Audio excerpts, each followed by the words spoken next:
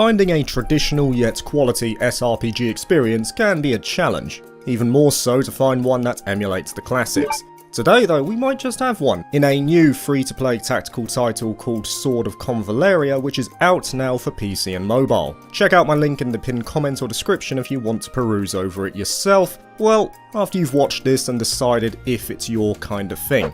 If it is, you can also use my code SOCCREATOR to get rewards in-game. I want to thank the Sword of Convallaria team for sponsoring the video and allowing me to play the game early on PC, because I've been keeping half an eye on this since around January. And the reason for that is because despite having a gacha based system attached to it, which is not my thing, the developers were also boasting the inclusion of a 120-hour single player campaign with multiple story routes, and that most notably, it is completely separate from the gacha mechanic. A traditional free SRPG experience with hours of single player content? Sign me up. Not only was the game drawing parallels with SRPG classics like Tactics Ogre and of course Final Fantasy Tactics with this beautiful yet nostalgic art style, but it even has Hitoshi Sakamoto on board for the OST, a man famous for his compositions for games like the aforementioned Final Fantasy Tactics and one of my favourite games of recent years in 13 Sentinels Aegis Rim. It had a lot of positive signs, and that was just reaffirmed to me further when content creators who are also friends of mine started to share their thoughts on it, like Alex from Backlog Battle and David. They reaffirmed to me, both via their videos and privately, that the game's single player campaign mode is completely separate from the gacha side, and as such I felt more inclined to giving it a go.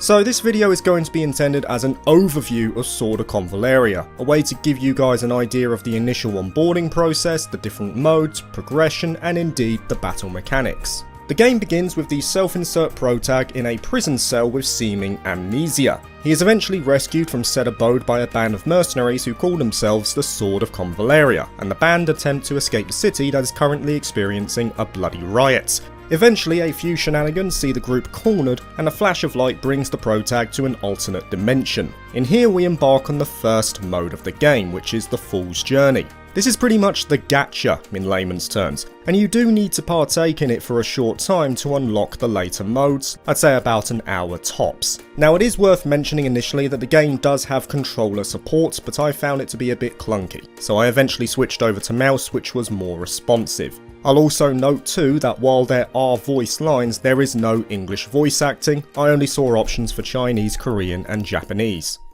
Now the Fool's Journey progresses like a typical gacha game. You do missions, fulfill objectives to get star rankings, and use a currency of energy to partake. There are some branching paths here and there to get additional treasure, but the idea is to simply progress from mission to mission, and these objectives, at least from the ones I saw, were a lot more focused around the notion of puzzle solving than standard fights. This mode also has some slight variations to the combat, but we'll cover the common elements between the modes first, and then the unique aspects that the Fool's Journey has.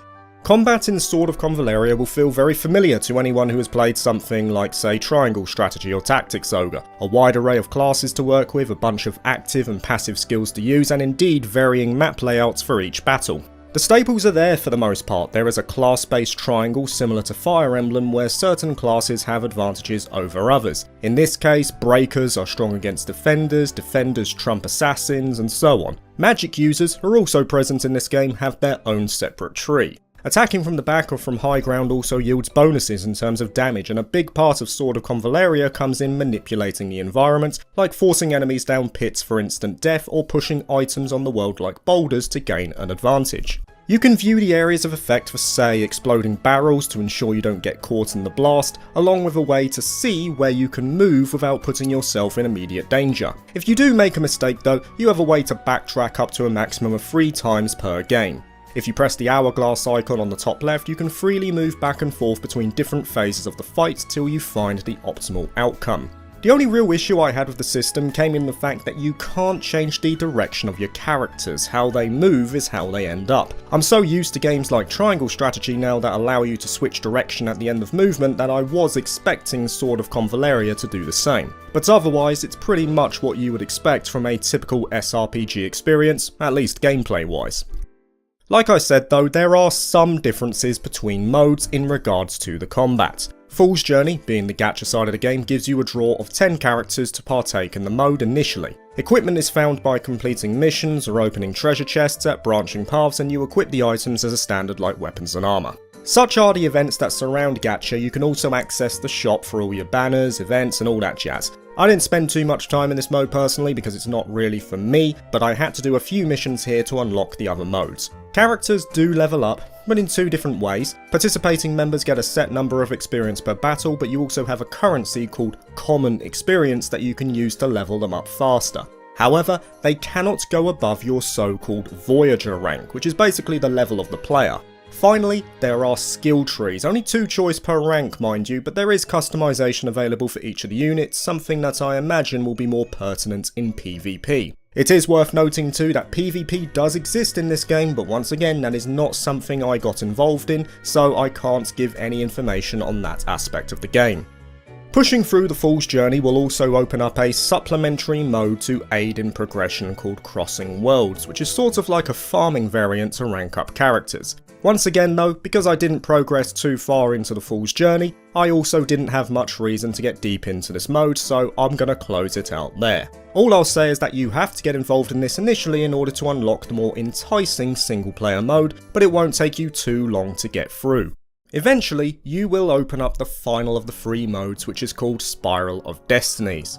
This is the separate single-player SRPG experience that developers have highlighted in the past. So far, I've spent a total of just under 18 hours of Sword of Convallaria, and about 17 of those have been spent in this mode. This is the part that I was most enamoured with and where I indeed wanted to spend most of my time. Initially, to access Spiral of Destinies, you'll need to use a key, which is gained from the Fool's Journey or from the in-game shop, but you can buy these with standard farmed currency. However, I had about 20 of these when I first entered the mode, and I only used 3 during my playthrough up till this point, so I don't see that being a barrier. Spiral of Destinies also acts as a sort of blank slate. You take a set number of characters with you from the Fool's Journey over to this mode, but for balance purposes they have their progress reset.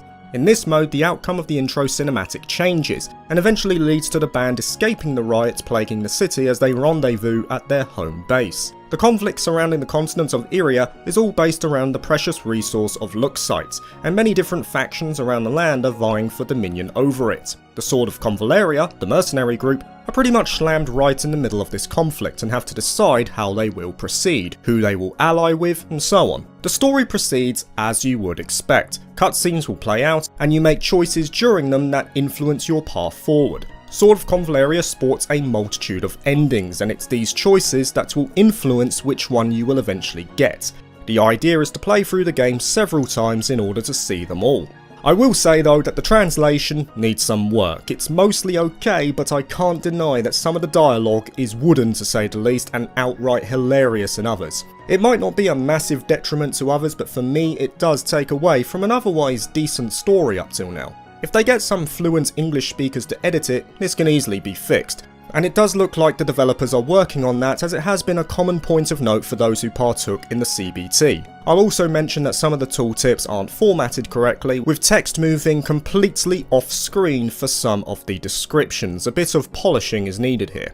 Anyway, it's not just a story that becomes more traditional. As noted before, this mode is completely separate from the gacha experience. It's effectively like any other standard SRPG. The only currency present in this mode, for instance, are your war funds, which you use for items, research and training up your army. Your home base has a host of upgradable facilities that unlock over time, like a forge to make weapons both common and rare depending on the blueprints you find in the world, a tavern where you can recruit more characters on an in-game weekly cycle, a church to gain temporary blessings, a training ground to learn new skills and level up, and a tavern to rest up your members. Resting in of itself actually becomes an important mechanic of the game too. Characters who take part in battle will use up some of their energy, and if they die, it uses up even more. The idea is to allow them to recuperate while balancing out doing missions to bring in experience and funds. So it encourages the idea of using all your units rather than just steamrolling with named characters. Generic units thus become important when finding a balance that allowed me to do side quests but also progressing the story by completing the main objectives.